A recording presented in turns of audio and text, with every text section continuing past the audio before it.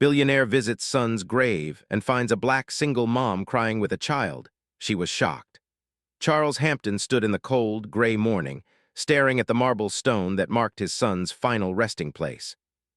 The soft breeze tugged at the collar of his expensive coat, but he hardly noticed. To him, nothing felt cold or hot anymore. For the past 5 years, he had been coming here almost every day. Samuel had been his only son, his pride and joy. And losing him had left a hole in Charles's heart that no money, no business success, no amount of wealth could ever fill. Every visit felt the same. The overwhelming grief, the memories of the boy he once knew, and the relentless ache that never seemed to go away. Charles stood still, looking at the name carved into the stone, Samuel Hampton. It was strange. It felt like it belonged to someone else.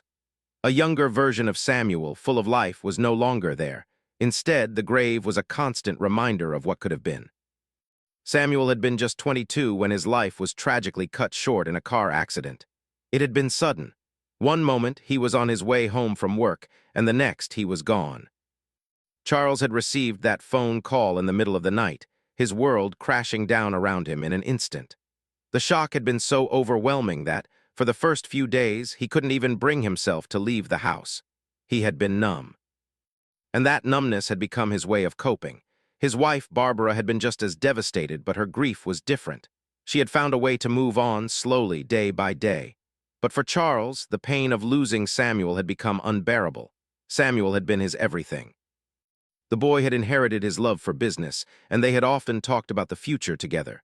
They had made plans for a life they would share. Now all of that was gone. Charles often found himself regretting the moments he could never get back. He regretted the times when he had been too busy with work to spend more time with his son. He regretted the long business trips he had taken instead of being there when Samuel needed him. But that was all in the past now. Regret didn't bring Samuel back. Nothing did. And that knowledge cut deeper than anything else. There were days when Charles would sit by the grave and talk to Samuel as if he were still alive. He'd detail him about the things happening in his life, about the company, about the business deals, about how lonely he felt without him. He'd ask for advice, though he knew deep down that Samuel could never answer. But it didn't matter. At that moment, it felt like the only thing that brought him any peace. Today was different, though. As he walked through the cemetery, something felt off. Normally, the place was quiet, peaceful, but today there was a faint sound in the air. It wasn't loud, but it was there, someone crying. It was soft at first, and Charles tried to ignore it. After all, cemeteries were places of mourning, and people came here to grieve.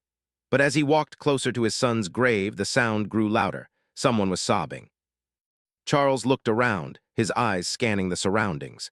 There, just a few yards away, sitting on the ground beside another grave, was a woman. She was alone, her face buried in her hands, her body shaking with every cry. Beside her sat a little boy, no older than 5 or 6, quietly watching his mother. It was an unusual sight. Charles had been coming here for years, and he had never seen anyone else here at this hour, let alone a woman and child. He felt a strange pull, something he couldn't quite explain. There was an urge to approach to see if she was okay, but he hesitated. It wasn't his place. She wasn't part of his world, and he had no reason to interrupt her mourning. But as he stood there, rooted to the spot, he realized something. The woman's crying was familiar. There was something about the way she sobbed that tugged at him. His heart, still heavy with the loss of his son, suddenly seemed to ache even more. It was like hearing someone else's grief, someone else who understood the depth of loss. For a moment, Charles stood frozen. He couldn't tear his eyes away from the woman. The little boy beside her seemed unaffected by the sorrow in the air. He was playing with a small toy, his innocent face full of curiosity, as if he didn't fully understand the weight of the moment. Charles glanced back at his son's grave. His heart hurt with a sharp, sudden pain. Samuel was gone, and this woman, whoever she was crying beside her loved one, just as he had been doing all these years. Grief had a way of connecting people, whether they knew it or not. Taking a deep breath, Charles took a few steps toward the woman, unsure of what he was doing. Maybe it was the sense of shared sorrow. Maybe it was the way she seemed so alone in her grief. Whatever it was, he felt compelled to approach. "Excuse me," he said, his voice soft but steady. The woman immediately stopped crying and looked up, startled. Her face was streaked with tears, her eyes red and swollen. She wiped her face with the back of her hand, embarrassed to be seen in such a vulnerable state. I'm sorry, Charles said again, his tone apologetic. I didn't mean to disturb you. I noticed you were upset and I wanted to make sure you were okay. The woman's eyes widened as she looked at him. She seemed hesitant, unsure of whether to speak. Finally, she managed to say, I'm fine, just grieving, I guess. I didn't expect anyone else to be here. Charles nodded slowly. I understand. I come here often too. It's a quiet place, a place to reflect. The woman gave a small nod, but there was something about her, something in her expression, that made Charles feel even more deeply for her. She was grieving just like he had been for years. And yet there was something different about her, something that made him feel like he could talk to her, even though they were strangers. He sat down beside her, careful not to intrude too much. He didn't want to force her to talk if she didn't want to. But he knew this moment, this quiet sorrow, was more than just coincidence. It was a connection. And for the first time in a long time, Charles felt like he wasn't completely alone in his grief. Charles took a deep breath, feeling a strange mix of sadness and curiosity as he sat beside the woman. The air around them felt still, and for a moment, the world outside the cemetery seemed to fade away. He hadn't expected to find someone else here today, especially not a woman crying beside another grave. His visits to Samuel's grave had always been solitary, his time alone with his grief. But now, with this stranger sitting next to him, things felt different. The woman was still wiping her tears, but her face was softening, her body slowly beginning to relax. She looked at Charles, her eyes red, as if trying to gauge whether he was a threat or someone she could trust. After a long moment of silence, she finally spoke, her voice barely above a whisper. You don't have to stay, she said, the words filled with both sorrow and gratitude. I didn't mean to disturb you. I've just been having a rough time lately. Charles gave her a sympathetic smile, nodding. I understand. Grief has a way of overwhelming you, doesn't it? The woman looked at him more closely now, a bit of confusion in her expression. She was probably wondering why a man like him would even care to talk to her. After all, she was just a stranger, crying over someone who wasn't even a part of his life. But despite the difference in their lives, Charles didn't feel any of the discomfort that might have otherwise come from a stranger. It was almost like they shared the same weight of sorrow. I come here often, Charles continued, his voice steady but gentle. My son, he passed away 5 years ago. I don't expect people to understand, but I find it helps to talk sometimes, even to a stranger. Her eyes widened slightly, and she hesitated, her hand moving to her chest as if she were processing his words. I'm sorry for your loss, she said softly. I know how hard it is. My partner, he passed away not long ago, and now I'm here trying to make sense of everything. There was a pause between them as both of them silently reflected on their pain. It wasn't just the loss of a loved one. It was the emptiness that followed, the feeling of being left behind to figure out a world that no longer made sense. For a moment, there was no need for further words. They both understood the depth of each other's sorrow, even though they hadn't said much at all. The little boy beside her, who had been sitting quietly, playing with a small toy car, suddenly looked up. His wide eyes met Charles's, and the boy smiled, though it wasn't a smile of happiness. It was more of a quiet acknowledgement, like he understood something about this moment that he couldn't explain. Charles couldn't help but notice the boy. His innocence, his youth, was a stark contrast to the heaviness that had settled in the air between the adults. It made Charles think of his own son, how Samuel had been so full of life at that age, so curious, so full of potential. And now that life was gone. I'm sorry to hear about your partner, Charles said after a long pause, his voice gentle. If you don't mind me asking what happened. The woman took a shaky breath before answering. It was an accident. He was a soldier and he passed away in the line of duty. I didn't get a chance to say goodbye. It all happened so fast. 1 minute he was there and the next he was gone, and now I'm here raising our son alone. Her voice cracked as she spoke, and Charles could see the pain in her eyes. It was clear that she was still struggling to accept it all. The grief was raw, and she was doing her best to carry on, but the weight of it all was visible in every word she spoke. Raising a child on your own is never easy, Charles said quietly, nodding in understanding. I can't imagine how difficult it must be, especially after such a sudden loss. Angela, the woman's name, nodded in agreement. It's been tough, she admitted, her voice soft. But what can I do? I have to keep going for him. She motioned toward the boy, who was still playing quietly, his attention entirely on his toy car. I want to give him a good life. I want him to grow up knowing that his father loved him even if he's not here." Charles was silent for a moment, contemplating her words.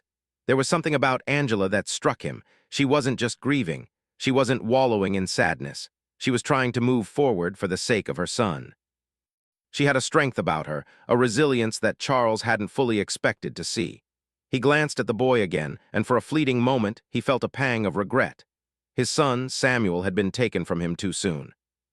But here was this child, this little boy who would grow up without knowing his father, just like Samuel had been forced to do. "That's what we all do, I suppose," Charles said softly, his voice thoughtful. "We keep going, even when the world seems like it's fallen apart. For the ones we love." Angela met his eyes then, her gaze soft but filled with something like understanding. "Yeah," she whispered, almost to herself, "for the ones we love." There was a silence between them then, a silence filled with shared grief and unspoken understanding. The weight of the moment was heavy, but neither of them seemed to mind. Sometimes words weren't necessary. Sometimes just being present in someone else's pain was enough. Charles looked at the boy once more, his heart aching for the child who was too young to fully understand the weight of the world. He couldn't help but feel a strong sense of empathy toward Angela. She wasn't just a grieving woman. She was a mother, a person who had been left to pick up the pieces of her life after everything had fallen apart. "I don't want to keep you," Angela said after a while, her voice breaking the silence. "You probably have your own reasons for being here. But I'm grateful you sat with me. It's been a while since someone has understood." Charles nodded. "I'm glad I could be here even if it's just for a few minutes. Sometimes it helps just to have someone listen." Angela smiled weakly, her eyes still red from crying, but there was a touch of gratitude in her expression. "Thank you," she said softly. "Really, thank you." Charles stood up, his body stiff from sitting on the cold ground, but he didn't mind. He felt a little lighter, a little less burdened. He had been here to mourn Samuel, but now, as he turned to leave, he realized that this unexpected encounter had given him something else. A reminder that even in the darkest moments, there was still kindness in the world, still people who understood what it meant to grieve. As he walked away from the grave, Charles felt a sense of peace, something he hadn't felt in a long time. Maybe it was the shared sorrow, the connection with another soul who understood. Maybe it was simply the understanding that grief, though painful, was something that connected people in ways nothing else could. But whatever it was, Charles felt like he wasn't as alone as he had been when he first arrived. The sun was beginning to dip lower in the sky, casting long shadows across the cemetery as Charles stood there, slowly walking toward the entrance. His mind was still processing the unexpected encounter with Angela. The conversation had been a brief moment of connection in an otherwise lonely world. As he walked, he couldn't help but think about the boy, the son Angela had raised on her own. It was a strange feeling, something he couldn't quite explain. Samuel had always been his focus, and now, for the first time, Charles found himself thinking about someone else.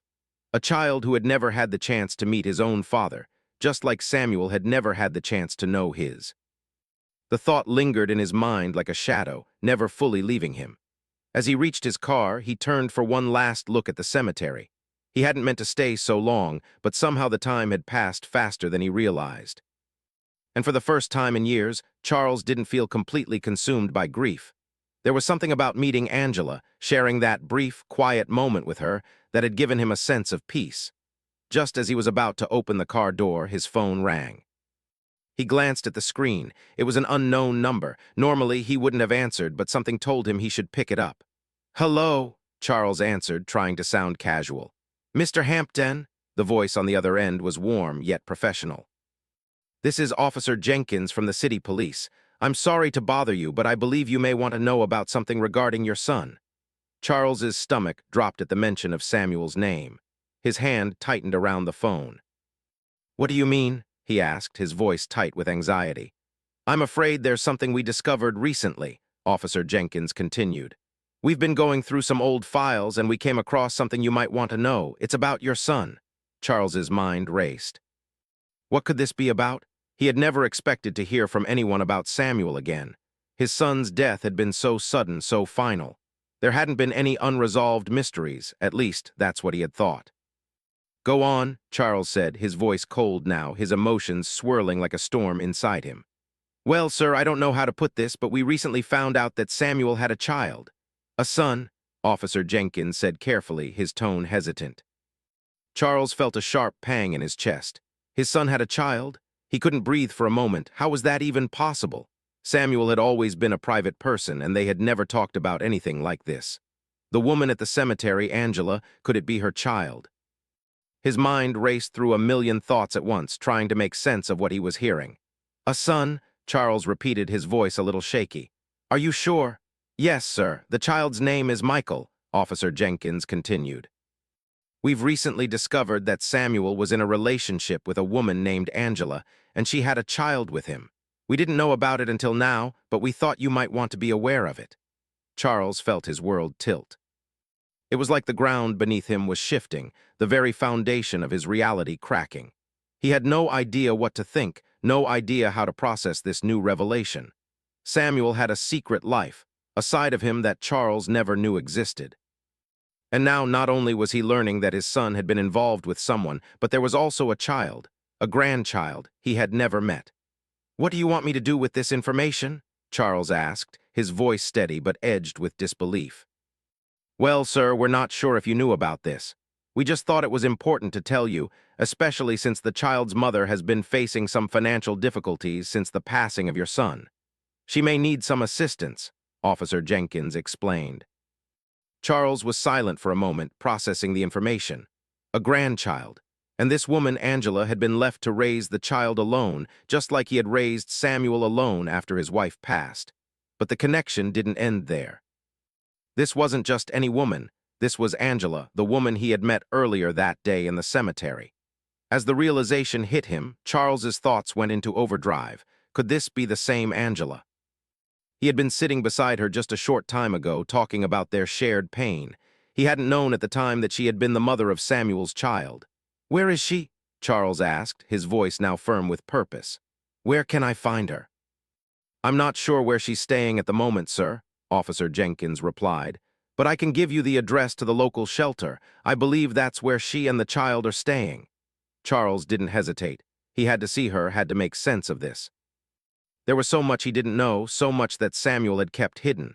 But this was his family, this was his blood. Thank you, Charles said quickly, disconnecting the call. His mind was already made up. He had to find Angela and meet his grandchild. His hands shook slightly as he started the car and drove toward the address Officer Jenkins had provided. As the car sped down the road, Charles couldn't stop thinking about the boy. Michael, his grandson. The boy had never known him, never known the man who was his grandfather. But Charles was determined to change that. The guilt inside him gnawed at his insides. How had Samuel kept this secret from him? Why hadn't he told him? Charles felt like he had missed out on a piece of his son's life, a piece he would never get back. But now, in this unexpected twist of fate, Charles had a chance to make things right. He had a chance to be part of his grandson's life. As he arrived at the shelter, his heart raced. This wasn't just a visit, this was a new chapter in his life. One that would change everything. Charles parked his car outside the small shelter. The building looked worn, its once bright paint now faded from years of weather. It was an unassuming place, a stark contrast to the grand mansion Charles lived in. His world, full of wealth and luxury, felt a million miles away from the quiet, humble surroundings of this shelter. But as he stepped out of the car and walked toward the entrance, something inside him felt lighter. There was a new purpose now, a new reason for him to keep moving forward. As he entered the shelter, the faint scent of clean laundry and warm food greeted him. It was peaceful, almost serene. He walked up to the front desk, where a young woman sat, her eyes flickering up from the paperwork she was working on. "Excuse me," Charles said, his voice steady, but filled with an urgency he couldn't quite explain. "I'm looking for a woman named Angela. She's staying here with her son, Michael." The woman at the desk glanced at him for a moment before nodding. "You're looking for Angela Davis, right?" she asked. "She and her son are in the back room. They've been here for a little while now." Charles nodded, his heart pounding in his chest. He felt a strange mix of anticipation and dread. This wasn't just an ordinary meeting. This was his grandson, his blood, the child who, until a few hours ago, had been a stranger to him. He followed the woman's directions down a narrow hallway, his footsteps echoing in the quiet space. As he approached the back room, he took a deep breath. His hand shook slightly as he reached for the door, but he steadied himself before pushing it open. Inside, Angela was sitting on a small couch, a cup of tea in her hands. She looked up in surprise when she saw Charles, her eyes wide. For a moment, neither of them said anything. It was as though both were trying to figure out what to say next. "Angela," Charles finally said, his voice soft yet firm. "I didn't expect to find you here like this. I didn't know." Angela's eyes flickered with recognition, and a brief look of confusion passed over her face. She stood up slowly, setting the cup down on the coffee table. "Mr. Hampton," she said, her voice calm but cautious, "I didn't expect you to show up like this." Charles took a step closer, his heart racing. "I've learned something today, something about Samuel, about the life he lived before he passed. I had no idea he had a son." Angela's eyes softened, and she gave a small, almost sad smile. "It's not something I would have wanted you to find out this way," she said, her voice tinged with both sorrow and regret. "But it's the truth. Samuel was Michael's father. And he's been gone for so long now." Charles felt a deep ache in his chest as he processed her words. Samuel, his son, had kept this secret from him. He had no idea that his son had been involved in a relationship with Angela, that he had fathered a child. It felt like a betrayal, yet at the same time it wasn't Angela's fault. She hadn't kept the secret Samuel had. "I don't know what to say," Charles admitted, his voice breaking slightly. "I've been so caught up in my grief over Samuel that I never stopped to think about what he might have been going through. I never even knew about Michael. I never knew about any of this." Angela crossed the room and sat back down on the couch. She motioned for Charles to sit beside her. "I understand," she said softly. "I didn't expect you to know. Samuel and we were never really together in the way people might think. It was complicated, and we never had the chance to tell anyone about Michael. We kept things private, just the three of us." Charles sat down next to her, trying to make sense of the storm of emotions in his mind. "I don't even know what to do with this," he said, his hands resting on his knees.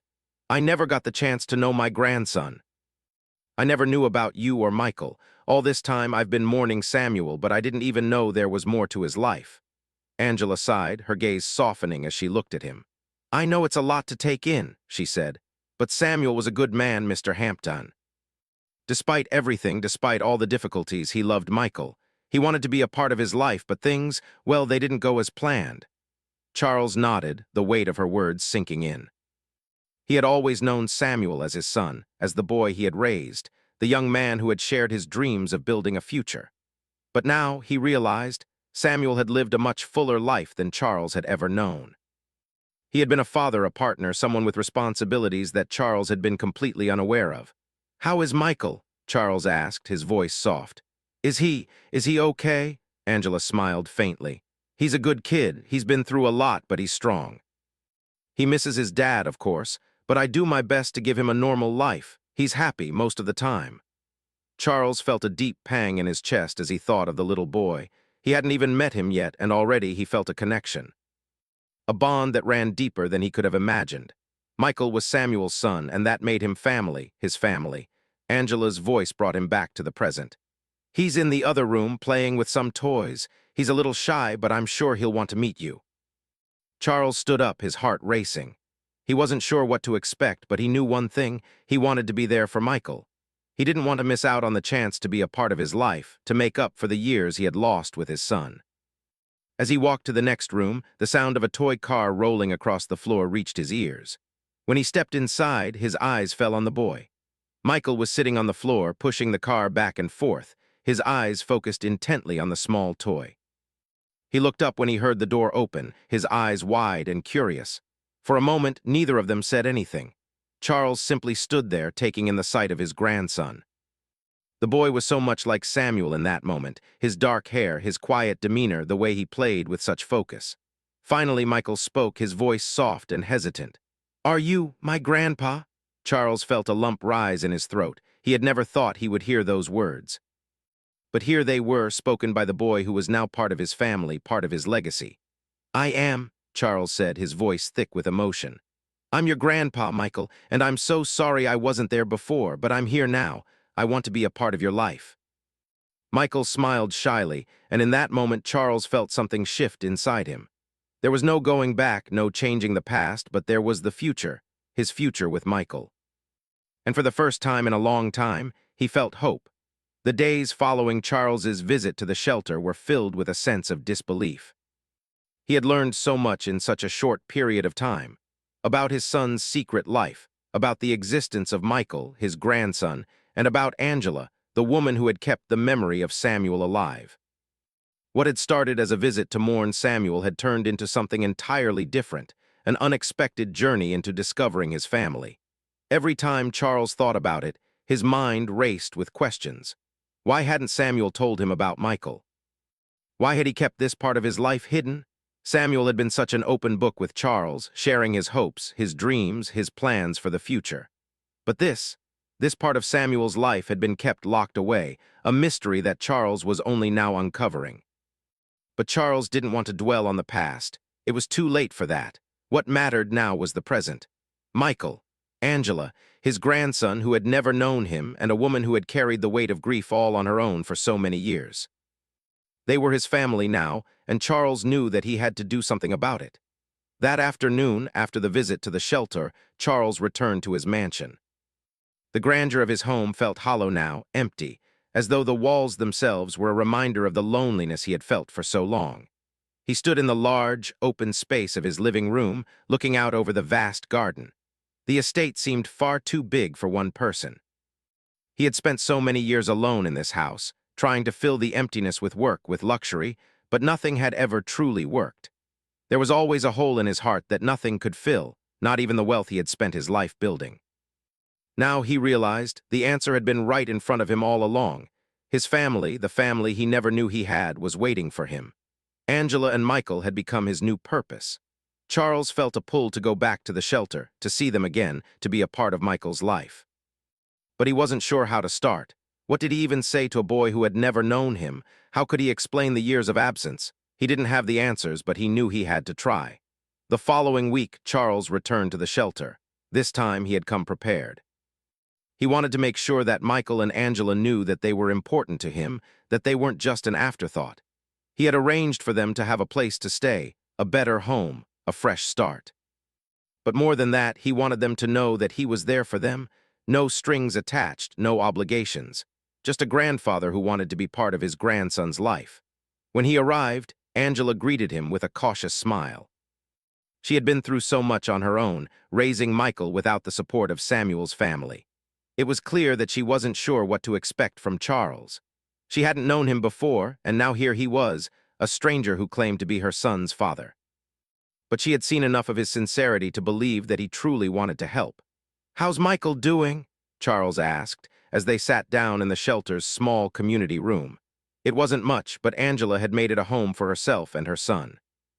"He's adjusting," Angela replied softly. "He's a good boy, but it's hard for him, you know, not having his father around. It's been a struggle for both of us." Charles nodded, his heart aching. He could only imagine the challenges she had faced, raising a child alone while mourning the man she had loved. Samuel, for all his flaws, had been her partner, and now she was left to navigate the world without him. It wasn't fair. "I know I can't replace what you've lost," Charles said, his voice steady. "But I want you to know that I'm here for you both. I've been so caught up in my own grief for so long that I never thought about what you might need. But I'm here now. I want to make up for the time we lost." Angela looked at him, her eyes softening. She had heard those words from other people before, promises that were never kept. But something in Charles's eyes made her believe him.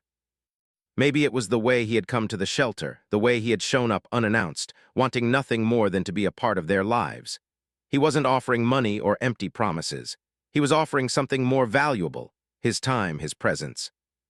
"I appreciate that," Angela said quietly. "I really do, but it's not just about money or things, it's about being there. Michael needs someone in his life who will stay, who will show up for him. I just don't want to get my hopes up too high." Charles felt a lump in his throat. He understood. He had let his own grief keep him from being there for his son, and now he didn't want to make the same mistake with Michael. He wanted to be the grandfather Samuel would have wanted him to be. He wanted to be the family that Michael needed. "I won't let you down," Charles promised. "I'm here for the long haul." Angela smiled, a small but genuine smile. "I believe you," she said softly. It wasn't much, but for Charles it was a start. He didn't know where this new chapter would lead or how things would change, but he knew one thing for sure. He wasn't going to let his family slip through his fingers again. Over the next few weeks, Charles spent more time with Angela and Michael. He would visit them at the shelter, sometimes bringing food, sometimes just sitting and talking. He would take Michael to the park, teaching him how to ride a bike, showing him how to throw a baseball. Simple things, but for Michael, they were everything. He had never had a grandfather, never had a man in his life to show him how to be strong, how to be kind, how to be confident. And Charles was determined to fill that role, no matter how awkward or uncertain it felt at times. Michael, for his part, was hesitant at first. He didn't know Charles didn't know what to make of him. But over time, he warmed to him. Charles wasn't trying to replace Samuel. He wasn't trying to take over. He was just there, patient, kind, and always showing up. That consistency was what Michael needed more than anything else. One afternoon, as they were walking home from the park, Michael turned to Charles and asked, Do you think my dad would be proud of me?" Charles paused, his heart aching for the boy. "I know he would be proud of you," he said, his voice filled with emotion. "You're a good boy, Michael. Your dad would be so proud of the person you're becoming." Michael smiled a little, the weight of his father's absence still heavy on his heart, but for the first time, he seemed to believe it. And for Charles, that moment was everything. It was the moment he realized that he wasn't just here to fill the gap left by Samuel. He was here to create something new, something beautiful, a family that could move forward together despite the pain of the past. And as Charles looked down at Michael, he realized that, perhaps in the end, it was never too late to start again. To rebuild what had been broken, to heal old wounds, and to create a legacy of love for the next generation. Months had passed since that first unexpected meeting at the cemetery. The cold wind and quiet of that day seemed far away now, yet Marcus Caldwell could still remember it clearly. It was a memory that stayed with him, like a photograph burned into his mind. Seeing Tasha and her little daughter, Amya, crying beside the grave had shaken something deep inside him. He had lost Jordan, his son, and he knew the pain of feeling helpless. But meeting Tasha and Amya had shown him something else too, the power of connection, compassion, and hope. After their first meeting, Marcus had quietly arranged for help. He made sure that Tasha and Amya had a stable place to live. Bills were covered, Amya's school was paid for, and Tasha received some guidance on managing finances so she could stand on her own. Marcus had been careful to offer support without embarrassing her. He wanted her to feel empowered, not dependent, and he had learned that small gestures given with respect often mattered more than grand gifts. At first, Tasha had struggled to believe it. She was proud and asking for help had always been difficult, but Marcus was different. There was no pride or show of wealth. He didn't hand her a check with cameras around. Instead, he sent letters, made quiet arrangements, and occasionally left gifts, a basket of food, a note with encouragement, or tickets to a theater show for Amya. It was these small, thoughtful acts that slowly made her realize that someone truly cared. As spring turned to summer, Marcus began to visit from time to time. He never came with bodyguards or fanfare. Instead, he walked quietly into the park near their apartment, or sometimes into Tasha's modest home, just to see how Amya was doing. The little girl had grown more confident, her laughter filling rooms that had once felt empty.